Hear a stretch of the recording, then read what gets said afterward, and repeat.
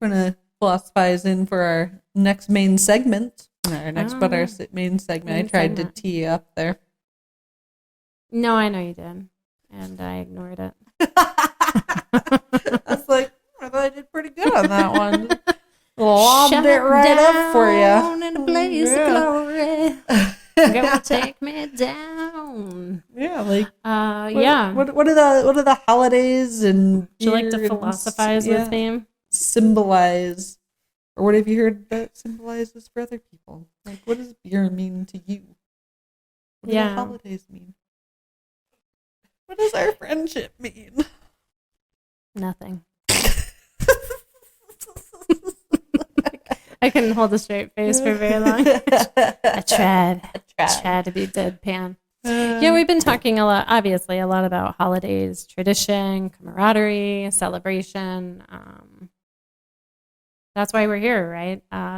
Craft beer means something to us beyond just a beverage or a happiness or a high, so to speak. It goes so much more beyond that. And I feel like there's a lot of people out there that share that same sentiment. Cinnamon. Not Trevor Cinnamon. Yes. Oh my God, he fucking sucked yesterday. Anyway, Did sorry, he play? Trevor. Yeah, he's the backup to Zach Wilson at the Jets. And I think they lost. Who did they play? They lost like 30-0. Oh, yeah, it's me. Doesn't matter. Anyway, so what is it about celebrations, camaraderie, symbolism, traditions that, especially with beer, that somebody puts childhood memories as the winter warmer, right? Like somebody cared about this. They loved it. They brought it to life. But at first it was a conception based off an idea that really means something to them. Yeah. And I think that might be the most special thing that you crushed it. That's I it, think right? that's what life cool, is all main about, segment right? done. That was perfect. That's it, guys. It's fucking special. Special ed. Special ed. Yeah. My guess is exactly what you said. Me. It's going to be like those gingerbread cookies. And like basically what they probably tried to do is recreate some sort of a cookie, gingerbready or some sort of cookie that was made or cake or whatever it was into a beverage. And I think that is why it's called the craft beer space. And that is why in general, I feel like, not saying people don't get drunk while drinking like craft beers, but like there's just this extra piece that makes it you're not just trying to get blasted on drinking your Jack and Cokes, right? Yeah. You're actually appreciating the story and the people, and it makes you remember and kind of brings you back to your memories of being at the place. Like the other night, like when we grabbed beers after volleyball, that's the first time I've sat and like just hung out with some other people at a bar in a long time.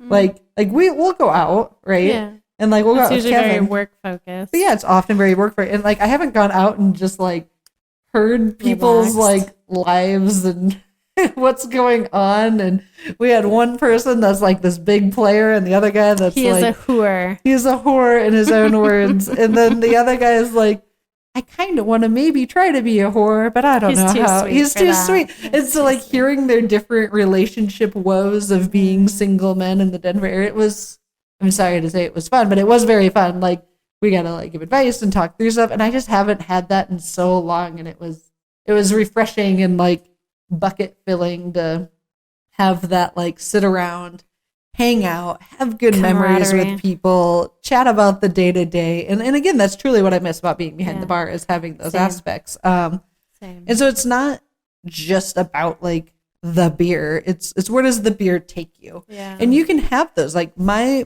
go-to like crappy beer is Busch Light.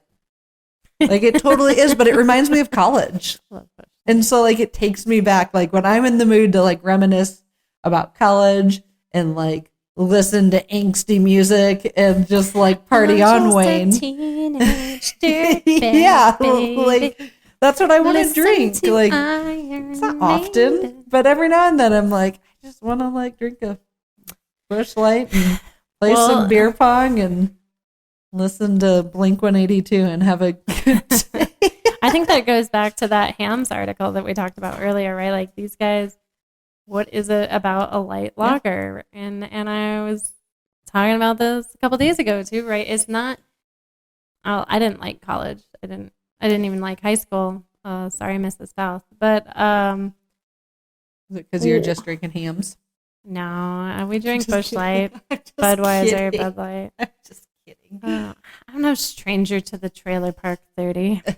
You can take the girl out of the trailer park. You can't take the trailer park out of the girl. Okay. Anyway, having a good lager, having a good ale, having a good stout. If you're drinking stout and you're like 22, like good for you. They probably are now. I mean, they probably are now. But I was drinking Moose Drool. I think it's a brown. I think it's a brown. Yeah. But anyway, it's not about, oh, hey, I'm gonna take down like 6 of these beers tonight, and why? Yeah. So I can be really hungover the next day, or gain a couple more dents in my ass over the following months, But if I go out and I have a really good beer, it's delicious. It satisfies that. Like it's taste appealing. Even if it's not a taste or a sipper, oftentimes it's going to be 5% or above. So it's going to come at me right away. Doesn't really matter my body type. I mean, it does if you want to really get into the particulars. And if your goal is to go out and get drunk. My goal is not to go out and get drunk anymore. There are points in my life where that very much was a goal, right? Because you don't want to, I won't get into that. Whatever your goal is for going out and wanting to get drunk. Yeah. But now it's like, wow, actually, I can have this beautiful, yummy, delicious beer. Maybe it makes me a little happy because it makes me warm from the inside out. But I can also appreciate it from an artistic perspective because even if I was sitting there alone at the bar, it's almost like I'm not sitting there alone at the bar because someone who crafted that had the same love, passion, intention behind drinking it as I do because I want to revel in that experience as well. But that's the difference right there. Is like I want to get fucking smashed. The part that you brought up is like there were times that you drank, and I'm gonna finish your sentence, correct me if I'm wrong, but it's to not feel. Everything you just described is about feeling everything that went into this beer. I am going to send a receipt to my therapist, and I want my money back. All I needed to hear is that I didn't want to feel, and now I want to feel. That's what you want to feel. You want to feel the love, the story, the flavors. That's great. Philosophized. Yeah, that's what it's about. If life has taught me anything, I think the more that you can feel, the merrier. Is that hard? Absolutely, it's hard. But it also brings up conversations about symbolism, traditions, history, camaraderie.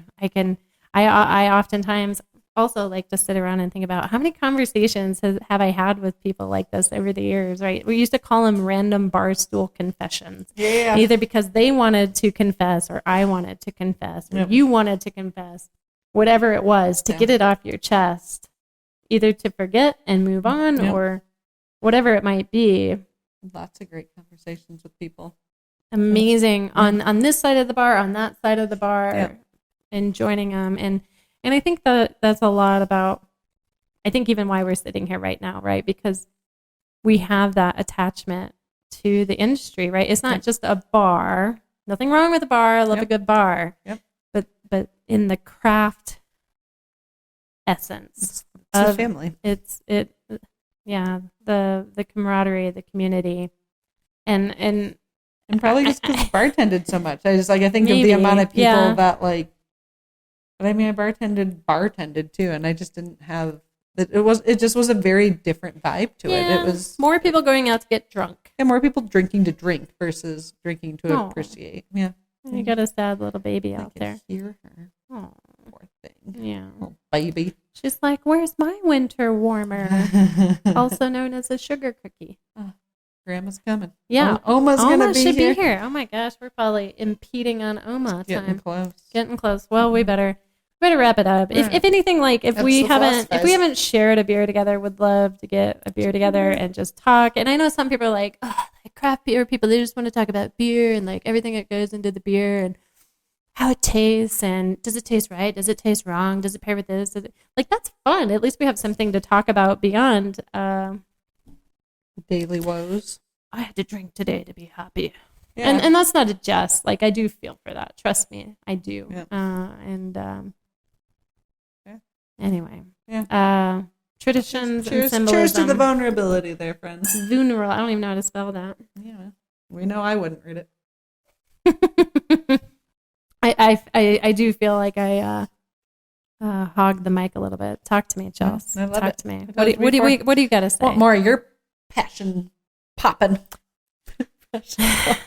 People are gonna be like, she's crying again. Have you watched the Body by Beer podcast? She's crying again. What is she crying about? She's always crying. One's always on their ass, and one is crying. One's like a bubbly little lab, and the other one's crying.